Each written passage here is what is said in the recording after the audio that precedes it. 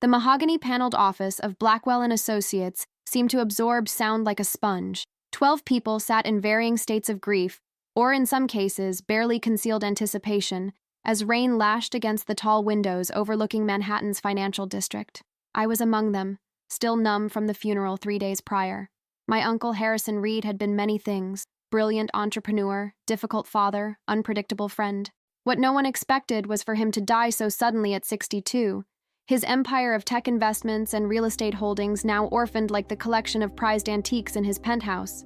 I'd always had a complicated relationship with Uncle Harrison. As his only niece, I'd been granted access to parts of his life that even his own children rarely glimpsed. He'd funded my education, encouraged my artistic pursuits when my own parents dismissed them, and inexplicably named me executor of his estate, a fact that had sent shockwaves through the family when the preliminary paperwork was filed.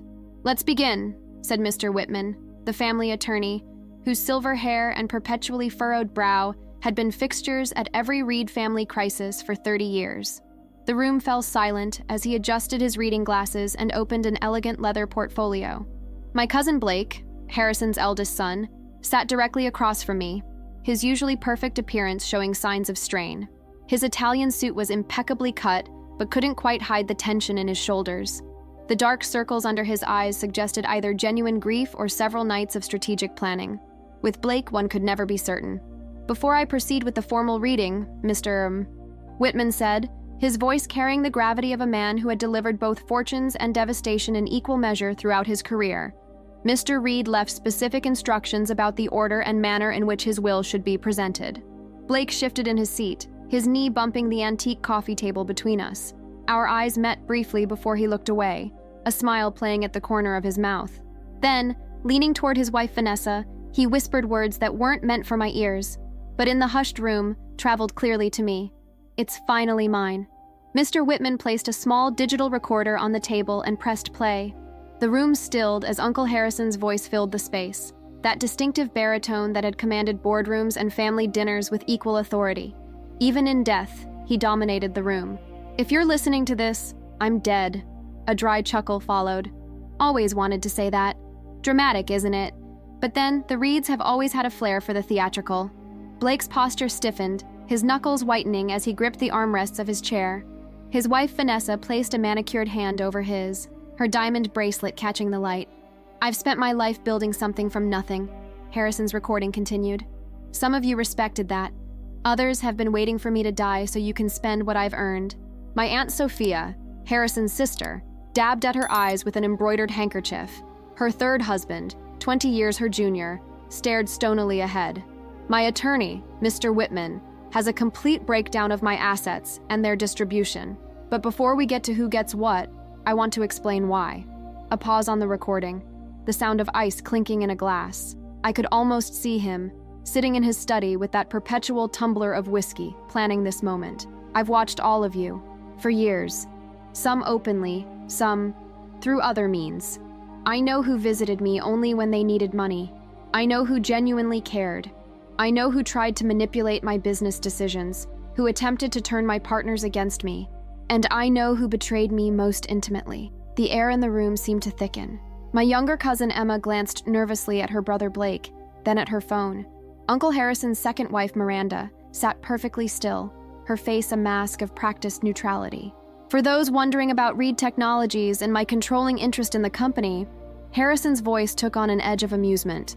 "I know certain parties have already begun celebrating their anticipated windfall." Blake's jaw clenched visibly. I remembered the rumors that had circulated weeks before Harrison's death. Whispers that Blake had been courting investors for a hostile takeover, counting on his inheritance to secure his position. "But I've never been a man who rewards entitlement," Harrison continued. "Nor do I forgive betrayal. And there has been plenty of both." Mr. Whitman paused the recording. Mr. Reed requested that I distribute these sealed envelopes before continuing. He lifted a stack of cream-colored envelopes from his briefcase, each marked with a name in Harrison's bold handwriting. As mine was passed to me, I noticed how much heavier it was than the others. Blake eyed it with undisguised suspicion as he tore into his own envelope. Inside, my envelope was a small brass key and a note that simply read, "The truth is in the East Wing, 3rd floor. The combination is your birthday." My pulse quickened. Uncle Harrison's mansion, where I'd spent summers as a child, had an east wing filled with rooms I'd never been allowed to enter. Across from me, Blake had gone ashen. His envelope contained only a photograph, which he quickly stuffed into his jacket pocket. Vanessa whispered urgently in his ear, but he silenced her with a sharp gesture. Mr. Whitman resumed the recording. Now that you've received my personal messages, let's continue with the business at hand. My estate, valued at approximately $4.2 billion, will be distributed as follows. The atmosphere in the room vibrated with tension. I watched as family members shifted forward in their seats, expressions ranging from naked greed to guarded hope. To my sister Sophia, I leave my collection of artwork and $10 million with the stipulation that she finally establish that foundation for disadvantaged children she's been talking about for 20 years, rather than using it as cocktail conversation. Aunt Sophia's face flushed deeply as her young husband's eyes widened at the figure. To my daughter Emma, I leave my properties in London and Paris, along with a trust of $50 million, accessible only after she completes the business degree she abandoned. Emma's mouth fell open in surprise. She dropped out of Wharton 3 years ago to find herself through a series of increasingly expensive spiritual retreats. To my second wife, Miranda, I leave our home in the Hamptons and $25 million in recognition of the 7 years we had together before you began your affair with my golf instructor. Miranda didn't flinch, but her knuckles whitened around her clutch purse. The affair had been discreet, or so she'd thought. And to my son, Blake, the recording paused, the silence stretching uncomfortably. To my son Blake, who has been positioning himself to take over Reed Technologies since he was old enough to read stock prices, who has been undermining my business relationships and attempting to convince the board of my diminished capacity. Blake's face had turned to stone, a muscle jumping in his jaw. I leave $1 million and my collection of first edition novels.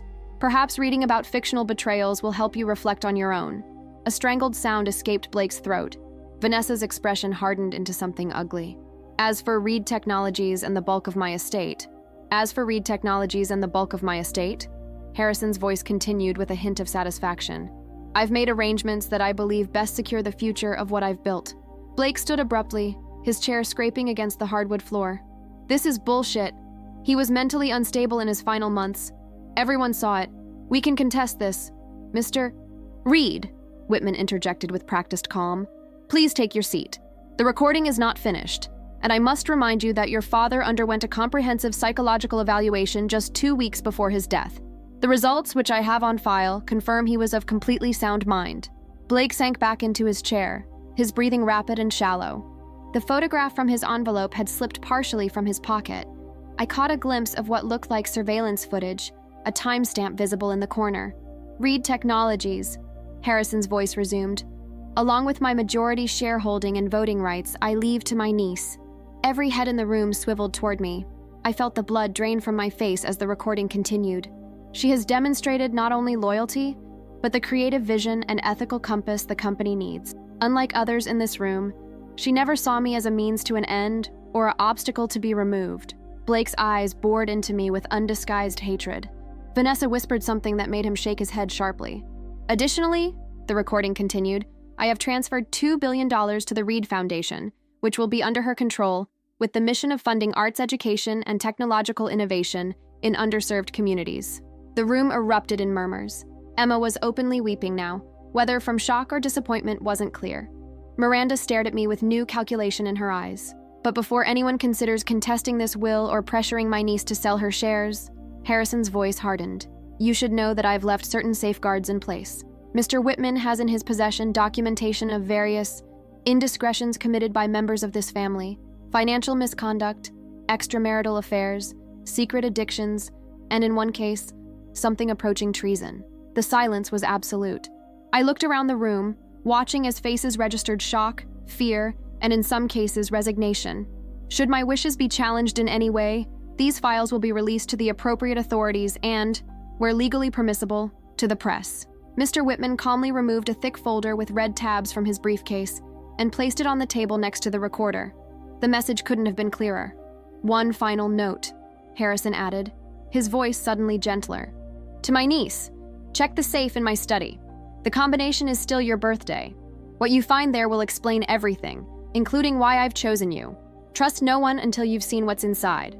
The recording ended, leaving behind a silence so complete I could hear the antique clock in the corner ticking away seconds that felt like hours. Mr. Whitman quietly gathered his papers, seemingly oblivious to the emotional devastation around him. "This concludes the formal reading," he announced. "I'll be available for individual questions over the next 2 hours. As executor, Ms. Reed will need to stay for additional paperwork." People began to rise, moving like sleepwalkers. Aunt Sophia approached me first, her embrace smelling of expensive perfume and insincerity. "Darling, he always did favor you," she whispered, her fingers digging into my shoulders. "We must have lunch soon to discuss the foundation. I have so many ideas." I nodded wordlessly as she drifted away, already on her phone. Emma hugged me next, her tears seemingly genuine. "I don't even care about the money," she said. "I just wish I'd known he was still thinking about me, that he wanted me to finish school." As the room gradually emptied, Blake remained seated, staring at me with an intensity that made my skin crawl. When only he, Vanessa, Mr. Whitman, and I remained, he finally spoke. "You won't get away with this," he said quietly. "Whatever he told you, whatever he thought he knew about me, it's lies." "Blake," I started. "I had no idea." "Save it." He stood, buttoning his jacket with deliberate precision. "You've been playing the long game all these years, haven't you? Poor artistic niece, so dedicated to her uncle. What did you do? Spy for him? Feed him lies about me?" Vanessa placed a restraining hand on his arm. "Not here," she murmured, eyes flicking toward Whitman, who was pretending not to listen. Blake leaned across the coffee table, his voice dropping to a whisper. "Check your car before you drive it. Check your food before you eat it. The game's just beginning, cousin." As they left, the threat hanging in the air between us, Mr. Whitman cleared his throat. "Your uncle anticipated this reaction," he said, removing his glasses. "There's a car waiting downstairs to take you directly to the mansion. Security has already been arranged." I stared at him, the reality of my situation finally sinking in. I never wanted this, any of it. His expression softened slightly. "Harrison knew that. It's precisely why he chose you." He handed me a small device that resembled a key fob. "Press this if you feel threatened. At any time, day or night." Downstairs, a sleek black SUV with tinted windows waited by the curb. The driver, a woman with the unmistakable bearing of ex-military, nodded curtly as she opened the door. "Ms. Reed, I'm Diane. I'll be handling your security detail for the foreseeable future." As we pulled away from the curb, I caught a glimpse of Blake watching from across the street, phone pressed to his ear, his expression cold with calculation. Harrison Reed's mansion loomed against the darkening sky, its Gothic Revival architecture a testament to his flair for the dramatic. I hadn't been inside since his birthday celebration 6 months ago, an event marked by Blake's conspicuous absence and tense conversations behind closed doors. Diane escorted me through the front entrance, where I was surprised to find a middle-aged man waiting in the foyer. He had the look of someone who rarely saw sunlight, pale skin, wire-rimmed glasses, and clothes that seemed deliberately nondescript. "Ms. Reed, this is Howard Mills," Diane explained. "Your uncle's chief of security and digital intelligence." Howard extended a hand. "Your uncle spoke highly of you. I've secured the East Wing as he instructed." The mansion felt eerily quiet, without Harrison's booming voice echoing through the halls. Family photos lined the main staircase, carefully curated moments of harmony that rarely reflected reality. I paused at one showing a teenage Blake with his arm around his father, both smiling broadly on a fishing trip. "That was before," Howard commented, noticing my gaze. "Before what?" "Before Blake discovered the trust fund Harrison had established for the child he fathered with their housekeeper." I turned, shocked. "What?" "I never knew. Few did. Harrison paid for the boy's education, made sure he wanted for nothing, but kept him separate from the family. Blake found out 3 years ago and has been systematically working to cut the boy out ever since." We reached Harrison's study, a space that had always been forbidden territory during family gatherings. Howard entered a code on a keypad, and the heavy oak door swung open to reveal a room that was quintessentially Harrison. Leather-bound books, models of his technological innovations, and a massive desk overlooking the gardens. "The safe is behind that painting," Howard indicated a landscape of the Scottish Highlands. "I'll give you privacy. When you're ready, I need to brief you on some security concerns." Alone in my uncle's inner sanctum, I approached the painting with the brass key clutched in my hand. Behind it was a state-of-the-art safe with both digital and physical locks. I entered my birthday on the keypad and used the key for the secondary lock. Inside were several items: a leather journal, a USB drive, and a smaller box containing what appeared to be medical records. My uncle's, dated just weeks before his death. Terminal pancreatic cancer, 6 months at most. He'd known he was dying. The journal detailed the last year of his life, his discovery of Blake's betrayal, evidence that his son had been embezzling from the company to finance a takeover bid, transcripts of Blake attempting to convince board members that Harrison was mentally unfit. But most disturbing were the surveillance photos, Blake meeting with competitors, exchanging information, selling company secrets. And the most damning, Blake, with a man identified in Harrison's notes as a known contract killer, 3 weeks before Harrison's cancer diagnosis. My hands trembled as I inserted the USB drive into Harrison's computer. It contained video files, dozens of them. I clicked on one labeled, Blake, Contingency Plan. My uncle's face filled the screen, looking more tired than I'd ever seen him. "If you're watching this," he began, then Blake's reaction to the will was exactly as I predicted. "He'll come after you, believing you somehow manipulated me. The truth is simpler and more complicated." "The truth," Harrison continued from the video, his gaunt face illuminated by his desk lamp, "is that Blake has been planning my murder for months. Cancer beat him to it, which must have been infuriating after all his careful arrangements." I sank into Harrison's leather chair, my mind reeling. The uncle I knew had been difficult, demanding, sometimes cruel in his honesty, but he'd always been fair. To discover his own son had been plotting his death was incomprehensible. "The evidence is all there." Harrison gestured toward what I assumed were the files I'd just discovered. Bank transfers to offshore accounts, meetings with people no legitimate businessman would associate with, and most damningly, a digital trail leading to a man known only as Keller, a specialist in deaths that appear natural. Harrison leaned closer to the camera. "Blake doesn't just want the company, though that's part of it. What he truly wants is to erase my legacy completely. He plans to dismantle everything I've built, sell off the innovative divisions to competitors, and convert Reed Technologies into a hollow shell that exists solely to generate profit for shareholders." A knock at the study door interrupted my viewing.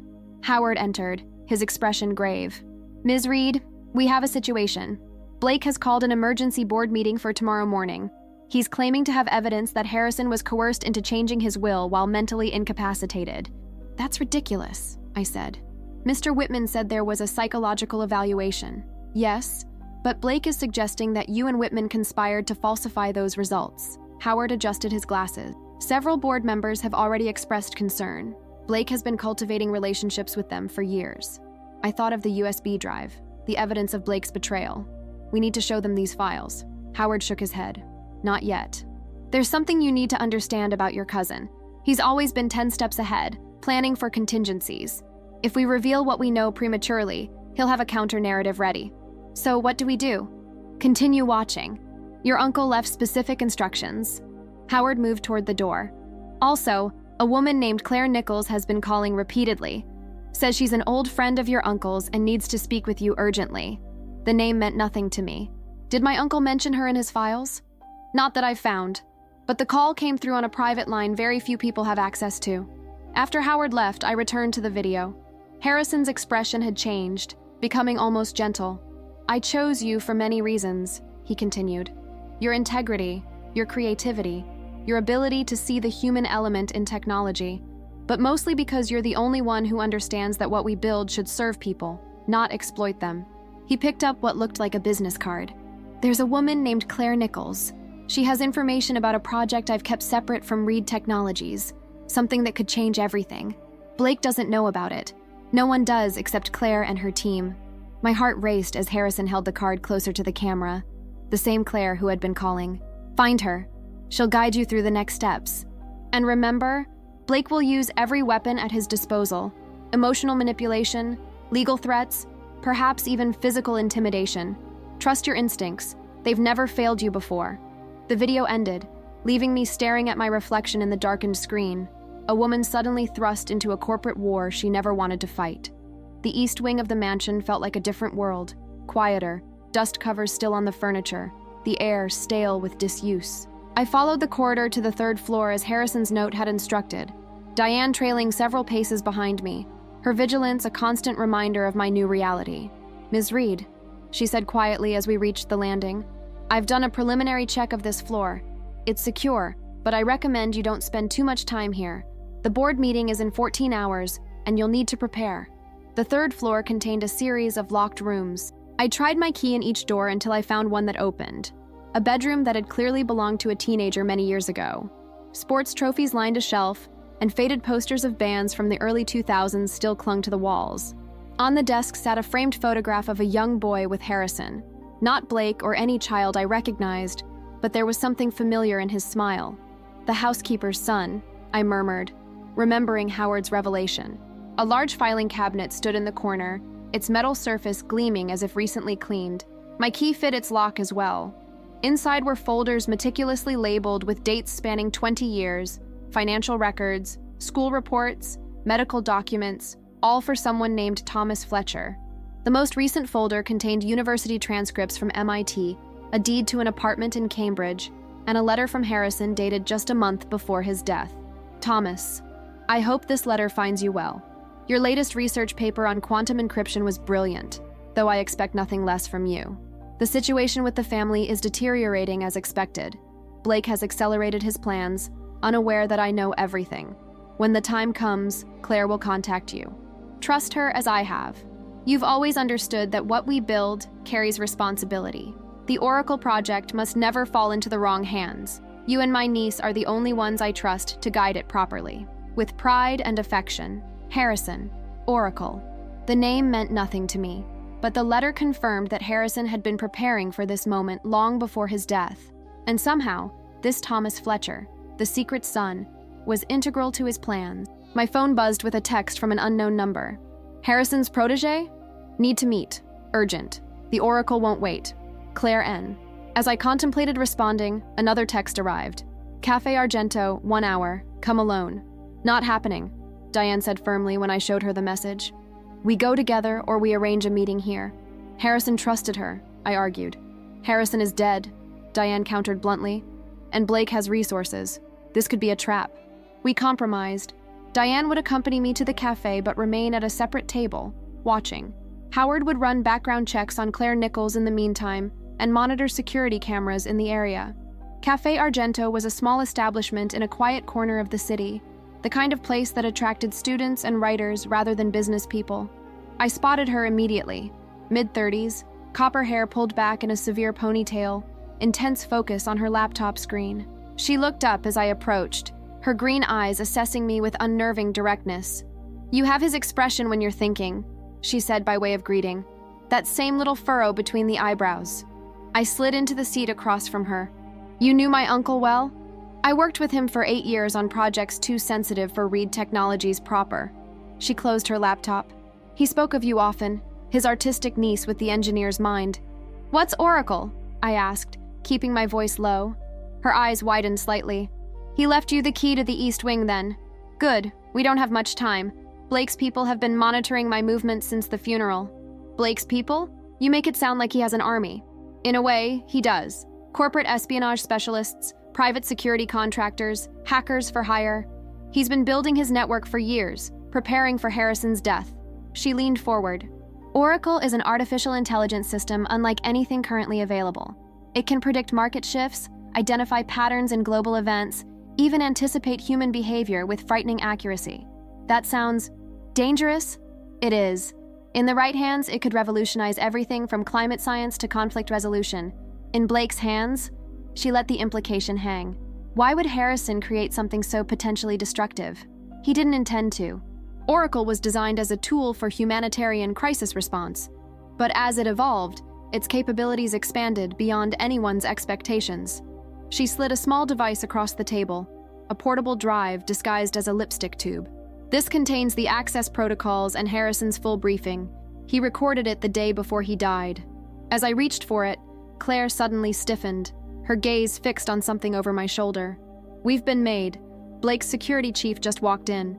I pocketed the drive as Claire gathered her belongings with practiced efficiency. "Back exit," she murmured, rising casually.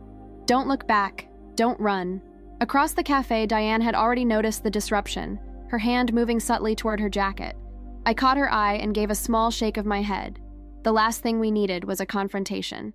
We weaved through the crowded tables toward the kitchen, Claire leading the way with the confidence of someone who'd mapped escape routes before sitting down. Behind us, I heard a man's voice. "Ms. Reed, a moment of your time." The kitchen staff barely glanced up as we pushed through the swinging doors. In a city where celebrities regularly ducked paparazzi, 2 women cutting through was hardly noteworthy. The back alley was narrow, lined with dumpsters and delivery trucks. "My car's 2 blocks south," Claire said, her pace quickening. Harrison made contingency plans for this exact scenario. "What about Diane? My security? She'll follow the tracker in your phone. Right now, we need to get that drive somewhere safe."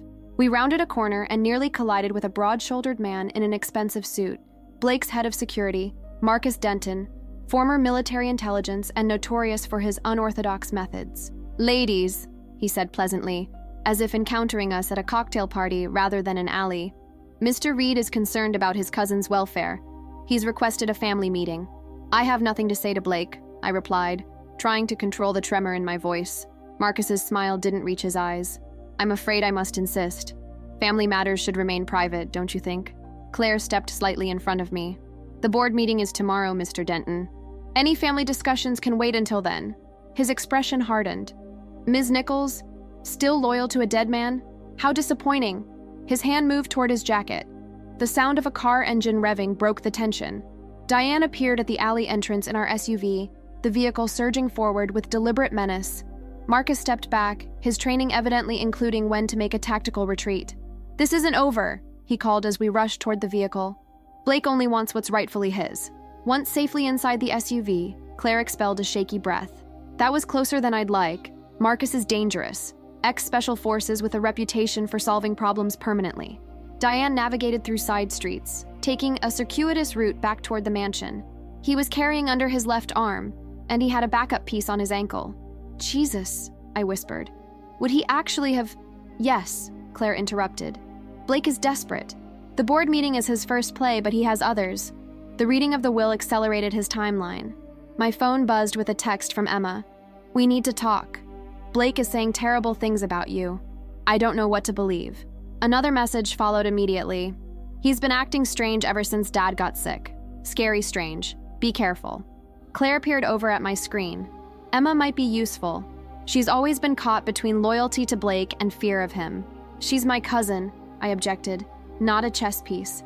"In Blake's world, everyone is a chess piece," Claire said softly. "That's what you're up against." Back at the mansion, Howard was waiting with Thomas Fletcher, the young man from the photographs, now in his mid-20s with Harrison's penetrating gaze and thoughtful demeanor. "I came as soon as I got the alert," Thomas said, extending his hand. "Uncle Harrison set up a system. If certain conditions were met after his death, I'd be notified." His use of "uncle" wasn't lost on me. Whatever his biological relationship to Harrison, he'd clearly been kept at arm's length from the family identity. Howard led us to a secure room in the basement, a command center with multiple screens displaying security feeds from around the property and beyond. One monitor showed Blake entering a private club downtown, his expression thunderous as he spoke animatedly to someone off camera. "He's meeting with Judge Harmon," Howard explained. "They play racquetball together monthly. Harmon would be assigned to any probate challenges in this jurisdiction." I plugged Claire's drive into a secure terminal. Harrison's face appeared on screen, recorded in what looked like the final stages of his illness, but his eyes were clear and determined. "If you're watching this," he began, "then the worst has happened. Blake has made his move sooner than anticipated. Oracle must be protected at all costs. It represents the culmination of my life's work, but more importantly, it's quite possibly the most dangerous technology on the planet if misused." Thomas stepped closer to the screen, his expression pained at seeing Harrison's deteriorated condition. "The system is currently housed in a secure facility, accessible only through biometric authentication. Mine, Thomas's, and now yours," Harrison continued, looking directly at the camera as if he could see me. "What Blake wants isn't just Reed Technologies or my fortune. It's Oracle. With it, he could manipulate markets, influence elections, essentially predict and control human behavior on a scale never before possible." The magnitude of what Harrison was describing sent a chill through me. This wasn't just about family betrayal or corporate control. It was potentially about the future of society itself. "Tomorrow's board meeting is just the beginning," Harrison warned. "Blake will try to paint you as unstable, manipulative, possibly even complicit in changing my will through undue influence. But I've left evidence with Mr. Whitman that will counter these claims.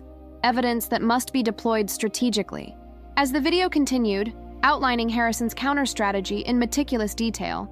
I realized that my uncle hadn't just been preparing for his death.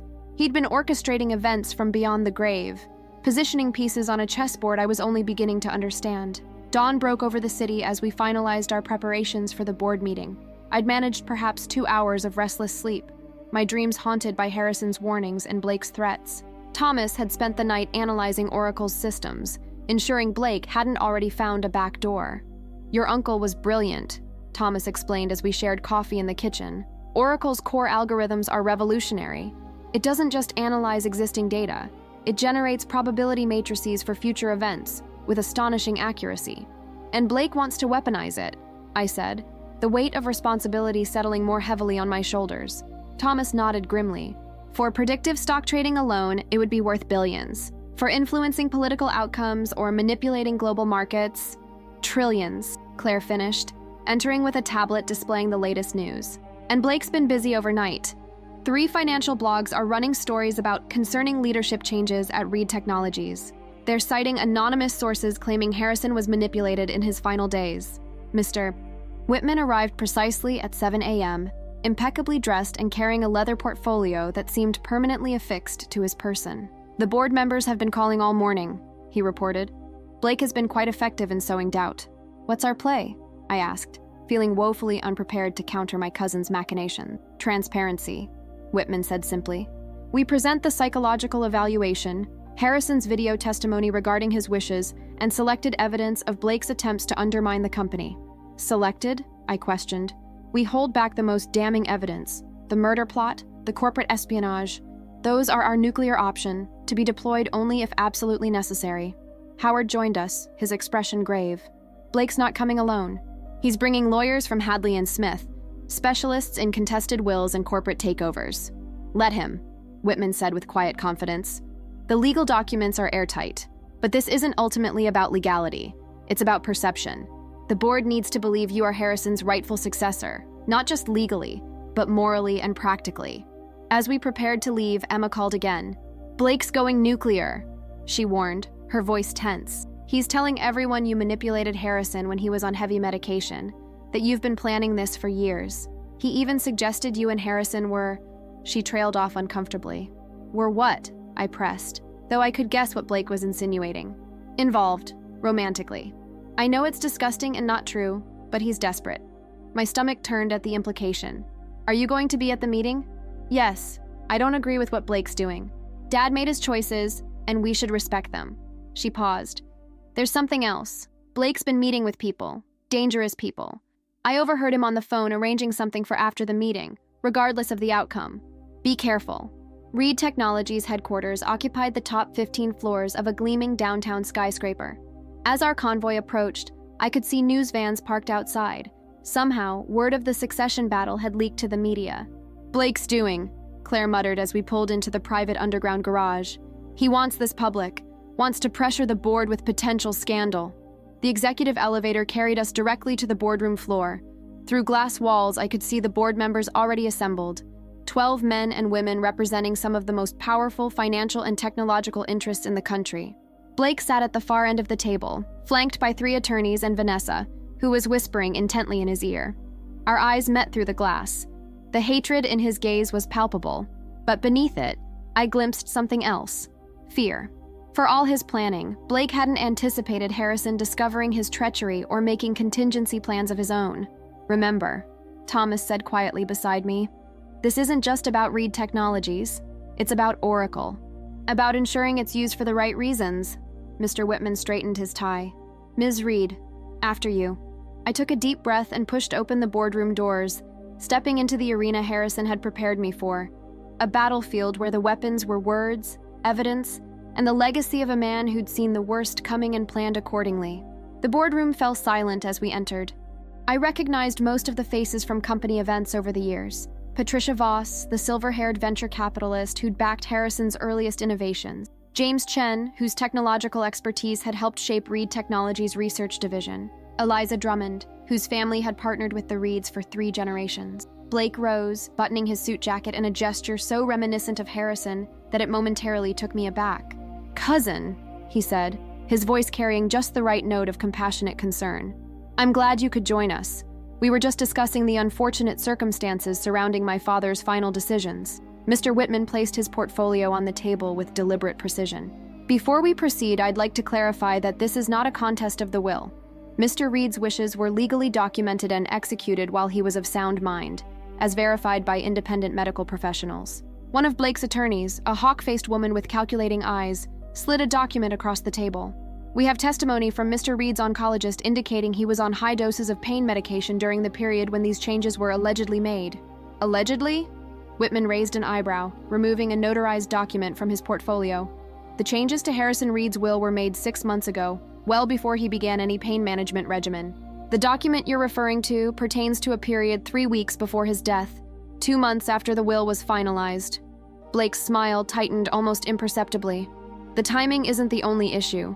The board has concerns about leadership continuity. My cousin, while talented in her field, has no experience running a multi-billion-dollar technology company.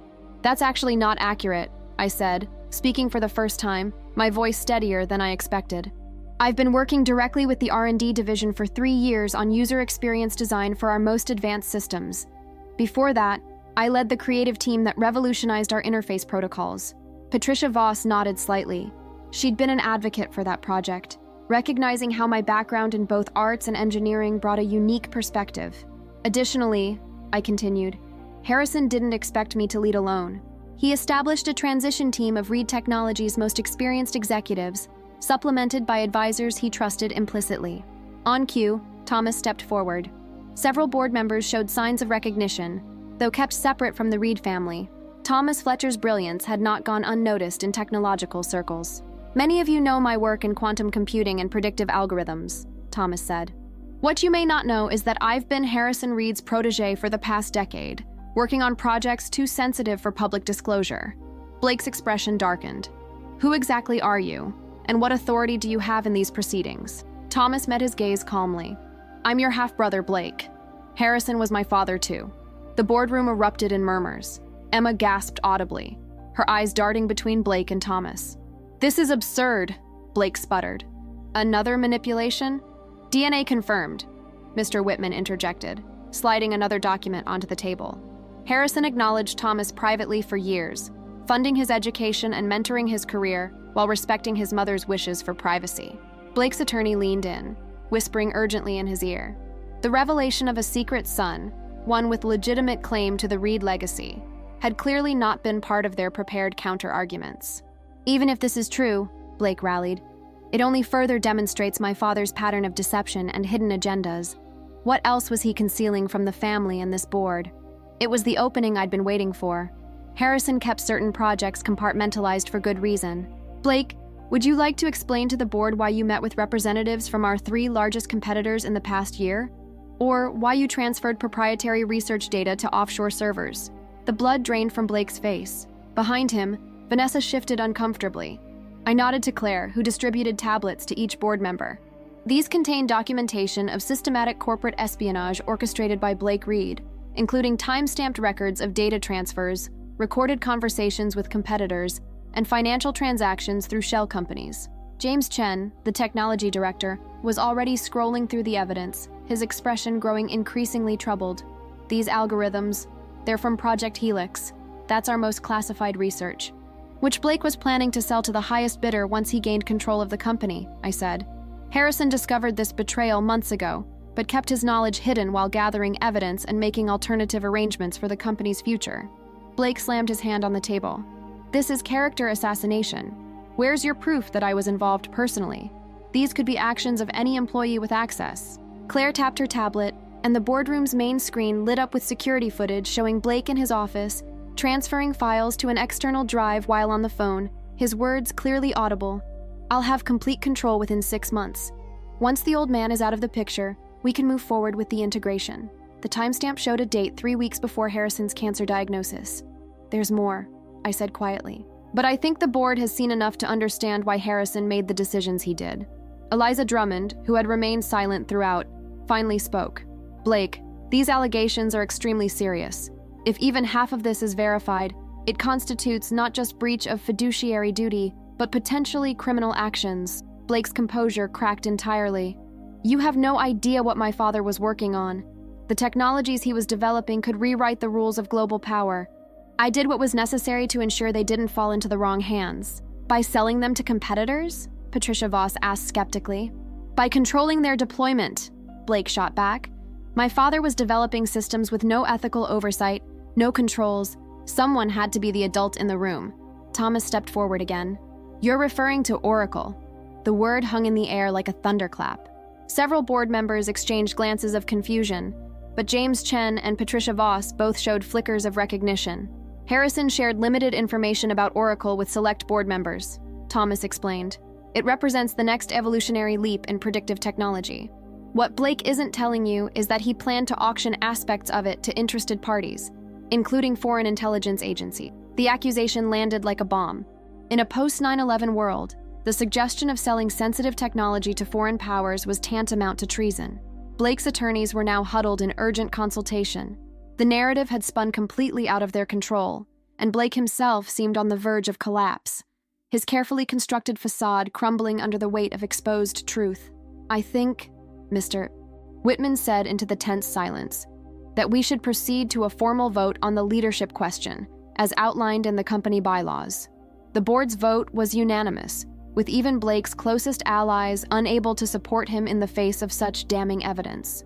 As security escorted him and his attorneys from the boardroom, Blake paused beside me, his voice barely audible. This isn't over. Some things, once started, can't be stopped. The cryptic warning sent a chill through me, but there was no time to dwell on it.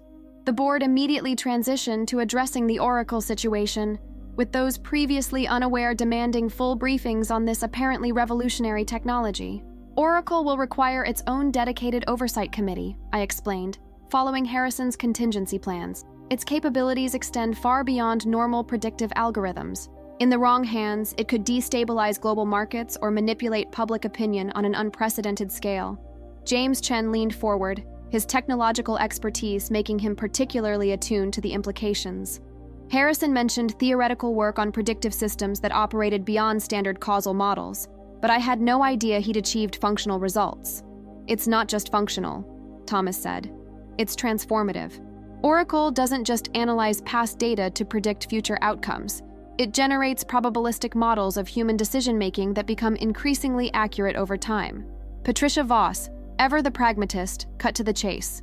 What's its commercial application? That's precisely the question Harrison was wrestling with, I replied. Oracle's primary value isn't commercial, it's humanitarian, predicting disease outbreaks, resource shortages, climate disasters, political instabilities, but those same capabilities make it dangerous if monetized incorrectly. As the meeting continued, Claire slipped me a note. Blake left the building, but not the area. Multiple phones activated in his security team's network. Something's happening. I excused myself briefly, following Claire to a private office adjacent to the boardroom.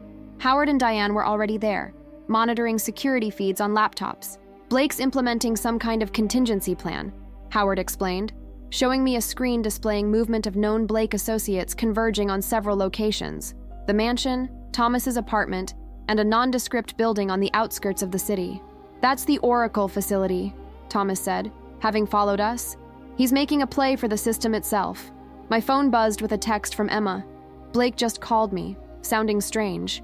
Said to tell you Dead Man's switch activated and that you have 1 hour to reverse course. What does that mean? It means he's desperate, Claire said grimly. A Dead Man's switch is typically a prearranged action that triggers automatically if someone fails to prevent it. In this context, he's threatening to release something, Thomas finished. Information, possibly, or activate some kind of sabotage protocol. I thought of Blake's words. Some things, once started, can't be stopped. And a horrible suspicion formed. Oracle predicts behavior patterns. Could Blake have used it somehow? Fed it corrupted data? Thomas's eyes widened. If he gained even partial access and introduced deliberate misinformation into its learning algorithms, he could have created a feedback loop, Claire realized. A cascading prediction that becomes self-fulfilling once triggered. Howard's laptop pinged with an alert. Multiple financial news sites just reported that Reed Technologies is under federal investigation for securities fraud. The company's stock is already down 8% in minutes. It's not true, I said. There is no investigation. Doesn't matter, Diane replied. The rumor itself is enough to start a sell-off, and that's just the beginning. Thomas was already typing furiously on his laptop. I'm checking Oracle's recent prediction matrices. If Blake implanted false variables, his screen filled with complex visualizations, probability curves, and decision trees so intricate they resembled neural networks. There, he pointed to a pulsing red node at the center of the display. That's not a natural formation. Blake introduced a deliberate instability into Oracle's core predictive model for Reed Technologies. It's designed to create a self-reinforcing spiral of negative outcomes. In English, please, I requested. He's programmed Oracle to predict, and therefore help cause, the complete collapse of Reed Technologies' market value within 24 hours. Once triggered, the algorithm feeds itself, each negative prediction causing market reactions that validate the next prediction. The implications were staggering. If Oracle was as powerful as Harrison believed, Blake had essentially weaponized it against the very company that created it. We need to get to the facility, Thomas said urgently. I might be able to isolate the corrupt algorithm and prevent it from spreading to other systems. Blake's people are already converging there, Howard reminded us. Then we need a distraction, I decided. Something to draw them away while we secure Oracle. Claire was already making calls. I can activate Harrison's external security team. They're not tied to Reed Technologies directly. And I'll contact Mr. Whitman, I added. He needs to issue an immediate statement refuting the fraud allegations before the market panic spreads further. As we mobilized our countermeasures, I couldn't help but wonder if this was exactly what Harrison had foreseen. A chess game continuing long after the master player had left the board, with pieces moving according to patterns he'd anticipated months in advance.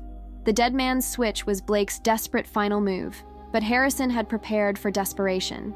The question was whether his preparations would be enough to counter the destructive potential of the very technology he'd created. The Oracle facility resembled an ordinary data center from the outside, an unremarkable concrete building with minimal signage and moderate security. Its true defenses were invisible: electromagnetic shielding, quantum encryption protocols, and biometric authentication systems that made conventional security look primitive by comparison. We approached cautiously, using a service entrance Harrison had shown only to Thomas. Blake's security team had established a perimeter around the main entrance, but appeared unaware of this secondary access point, a deliberate compartmentalization of information that now worked in our favor. The system core is 3 levels down, Thomas explained as we navigated dimly lit maintenance corridors. Oracle isn't a conventional computer network. It's a quantum-based hybrid system with distributed processing nodes. Blake wouldn't be able to simply download or copy it. Then what's his play? Diane asked, her hand resting on her concealed weapon as she took point. Control, Thomas replied. If he can't own it, he wants to ensure no one else can use it either, especially against him. The facility's interior was a marvel of modern engineering. Cooling systems maintaining precise temperatures for the quantum components, power backup systems capable of running the entire operation off-grid for months if necessary. As we descended to the lower levels, Claire's phone buzzed. Howard says Blake's people are moving. They've realized we're not at the mansion and have split into search teams. How long until they figure out we're here? I asked. Minutes, not hours. We reached the central control room, a circular chamber with workstations arranged around a central holographic display, currently showing the cascade of market reactions to the false fraud allegations. Reed Technologies' stock had fallen 15% and was still dropping, triggering automatic selling algorithms at institutional investors. Thomas immediately went to work, his fingers flying across specialized interfaces.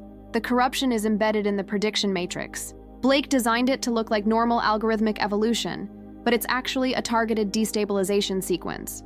Can you stop it? I pressed, watching as news alerts continued to appear on the auxiliary displays, partners pulling out of deals, clients putting projects on hold, all reacting to rumors that were spreading with frightening efficiency. Not stop it exactly. Oracle doesn't work that way. Once a prediction path is established, it becomes part of the system's learning model. Thomas's expression was grim as he continued working, but I might be able to introduce a counter pattern, a positive feedback loop to offset the negative one. A security alert flashed on one of the monitors. Motion detectors triggered at the main entrance. Blake's team had arrived in force. They're using Harrison's override codes, Claire reported, watching the security feed. Outdated, but they'll get through the outer defenses. Diane took up position by the control room's reinforced door. How long do you need? She asked Thomas. 10 minutes minimum, preferably 20. You've got 5, she replied bluntly. After that, we need a fallback plan. I remembered Harrison's video briefing, his meticulous contingency planning. What about Protocol Omega? Harrison mentioned it in his final instructions. Thomas looked up sharply. That's a last resort. It would take Oracle offline completely, potentially losing years of development. Better than letting Blake weaponize it, Claire pointed out. On the screens above us, the market chaos continued to accelerate. A business news channel was now reporting that federal agents had been seen entering Reed Technologies' offices. Another fabrication, but one that was having very real effects as the stock price plummeted further. Thomas made a decision. There's a third option. Harrison built a secondary algorithm, a failsafe that would essentially allow Oracle to recognize when it was being manipulated and quarantine the affected prediction pathways. Like an immune system, I suggested. Exactly. But activating it requires simultaneous biometric authentication from 2 authorized users. He looked at me meaningfully. The security alerts intensified. Blake's team had breached the 2nd level of defenses and was moving toward our position with practiced efficiency. How do we activate it? I asked, moving to Thomas's workstation. He indicated 2 recessed panels on opposite sides of the central console. Hand and retinal scans, simultaneous activation. Harrison programmed the system to recognize you as a primary user. As we prepared to implement the failsafe, the facility's power fluctuated, emergency lights activating briefly before the main systems resumed. They're trying to force a system reset, Claire warned. Standard tactic for bypassing security protocols. Thomas and I took our positions at the authentication panels. On 3, he instructed. The system will require absolute simultaneity. The countdown felt like it occurred in slow motion, each second stretching as alarms continued to blare throughout the facility. As we completed the authentication, the central holographic display flickered and transformed, the chaotic market data resolving into a pulsing crystalline structure that seemed to analyze itself, identifying corrupted nodes and isolating them from the main predictive framework. It's working, Thomas breathed, watching as Oracle essentially performed self-surgery, cutting away Blake's malicious implantations while preserving its core functionality. The door to the control room shuddered as something heavy impacted it from the outside. Blake's security team attempting forced entry. We need to leave, Diane insisted. The failsafe is running. There's nothing more we can do here. Thomas nodded reluctantly. There's an emergency exit through the cooling system maintenance area. Harrison showed me once, though I never thought we'd need it.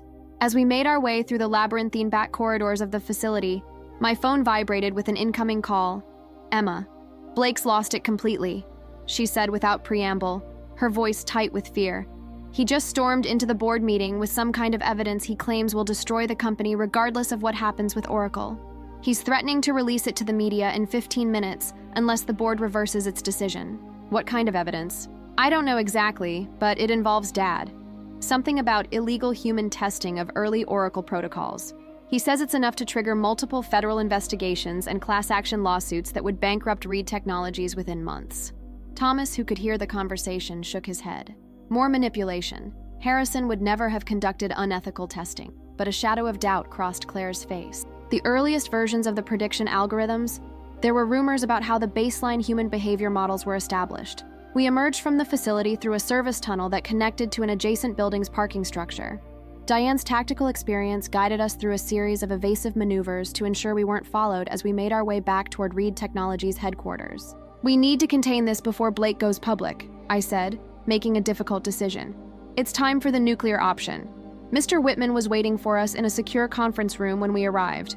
On multiple screens, the financial aftermath of Blake's triggered crisis was beginning to stabilize as Oracle's failsafe mechanisms counteracted the false predictions. The stock price had stopped its free fall, though the damage was substantial. Blake has barricaded himself in the executive boardroom with several board members, Whitman reported. He's threatening to release unspecified damaging information about Harrison and the company's research practices. We have the evidence about his murder plot, I said. It's time to use it. Whitman hesitated. Once deployed, that information cannot be contained. It would mean criminal charges, public scandal. The Reed family name would be irrevocably tarnished. The alternative is letting Blake destroy everything Harrison built, Thomas argued. Not just the company, but Oracle's potential to help humanity. The decision weighed heavily. Family loyalty against the greater good, personal vendettas against corporate responsibility. In that moment, I understood more clearly than ever why Harrison had chosen me as his successor. Not because I was the most qualified or the most ruthless, but because I could see beyond the binary choices that consumed Blake's worldview. There's a third path, I said slowly, an idea forming. Harrison always believed in finding the unexpected solution. With minutes remaining before Blake's threatened revelation, we implemented a plan that Harrison himself might have devised. Not a frontal assault, but a strategic repositioning that would transform the battlefield entirely. The world of high technology and family empires moves quickly, but truth endures. In the 2 months since what financial news outlets dubbed the Reed succession crisis, much has changed, and yet the core of what Harrison built remains stronger than ever. Blake never released his supposed evidence of unethical testing because there was no evidence to release. His bluff, called in the final moments before his self-imposed deadline, revealed the extent of his desperation. When confronted with our knowledge of his murder plot, presented privately rather than publicly, he collapsed not with rage but with a strange relief, as if the burden of his secrets had grown too heavy to bear. The legal consequences for Blake were severe but contained. A carefully negotiated agreement with federal prosecutors kept the most damaging aspects of his corporate espionage out of public view in exchange for his cooperation in identifying the external parties who had sought to benefit from Reed Technologies' proprietary information. He will serve time, though less than his crimes might have warranted had we pursued maximum charges. Reed Technologies weathered the artificial market crisis, its stock recovering much of its lost value as the false allegations were systematically debunked. The board, sobered by how close the company had come to destruction from within, embraced the restructuring plan I proposed, one that distributed power more equitably and established ethical oversight for all research initiatives. Oracle remains our most closely guarded asset, its capabilities now directed precisely as Harrison had intended, toward predicting and preventing humanitarian crises, optimizing resource distribution, and identifying emerging threats to global stability. Thomas leads the research team, his brilliance finally acknowledged openly as he steps into the public role Harrison had been preparing him for. Emma has surprised everyone, perhaps even herself, by embracing a position within the company's newly established Ethics and Responsibility Division. Her perspective as someone who witnessed Blake's corruption without being corrupted herself brings valuable insight to our governance protocols.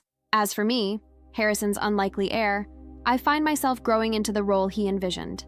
Not as a traditional CEO, but as a steward of his vision, balancing innovation with responsibility in ways the technology sector has too often neglected. Claire remains my most trusted advisor, her institutional knowledge and unwavering loyalty providing continuity as we navigate this new chapter. Together with Thomas, we have established a 3-key system for Oracle's most sensitive functions. No single person can direct its full capabilities, a safeguard against the concentration of power that tempted Blake. Today, I visited Harrison's grave for the first time since the funeral. The simple granite marker bears only his name and dates, with a single line from his favorite philosopher: "What we build in time should serve eternity."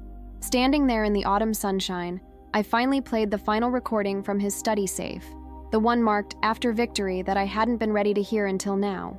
"If you're listening to this," his voice began, weaker than in the other recordings but somehow more authentic, "then you've navigated the storm. Blake's need to control everything, to possess what he didn't build. It was always his weakness. Your strength is in knowing when to let go, when to trust others, when to share both power and responsibility." He paused, and I could hear his labored breathing. "I didn't create Oracle to predict stock prices or manipulate markets. I created it because humanity faces challenges beyond our current capacity to solve: climate collapse, resource depletion, societal fragmentation. We need tools that expand our perspective beyond quarterly profits and election cycles." The wind rustled through the cemetery trees as his final message continued. "You were never just my contingency plan. You were my hope. Where Blake saw Oracle as a means to power, you'll see it as a means to purpose. That's why you're listening to this message, and why the future of what I built rests in your hands rather than his." As the recording ended, I noticed a figure waiting respectfully at a distance. Thomas, who had driven me to the cemetery, but given me privacy for this moment. "He knew, didn't he?" Thomas asked as I approached. "Even before his diagnosis, he knew what Blake was planning." "I think he knew who Blake truly was," I replied. "The diagnosis just accelerated his contingency planning." We walked together back toward the car, where Diane waited vigilantly despite the reduced security concerns following Blake's incarceration. The board approved the expansion of the Humanitarian Applications Division, Thomas said, changing the subject to the future rather than the past. Oracle's predictions have already improved disaster response planning in 3 high-risk regions. Harrison would be pleased, I said, meaning it. It's what he intended all along. As we drove away from the cemetery, my phone chimed with a message from Mr. Whitman. Final paperwork signed. Blake's shares transferred to the foundation as agreed. It's finished. But it wasn't finished. It was just beginning. The inheritance wasn't just Reed Technologies or Oracle or Harrison's fortune. It was his vision of technology serving humanity rather than controlling it, of power distributed rather than concentrated, of prediction used for prevention rather than manipulation. Blake had whispered, "It's finally mine," at the will reading, believing ownership was the ultimate prize. What he never understood, what Harrison had tried to teach him his entire life, was that some things aren't meant to be possessed. They're meant to be stewarded, protected, and ultimately shared. That was the true inheritance, and unlike Blake, I had no intention of keeping it to myself. If you enjoyed this story of corporate intrigue, family betrayal, and technological ethics, please subscribe to my channel for more compelling narratives that explore the human dimensions of our increasingly complex world.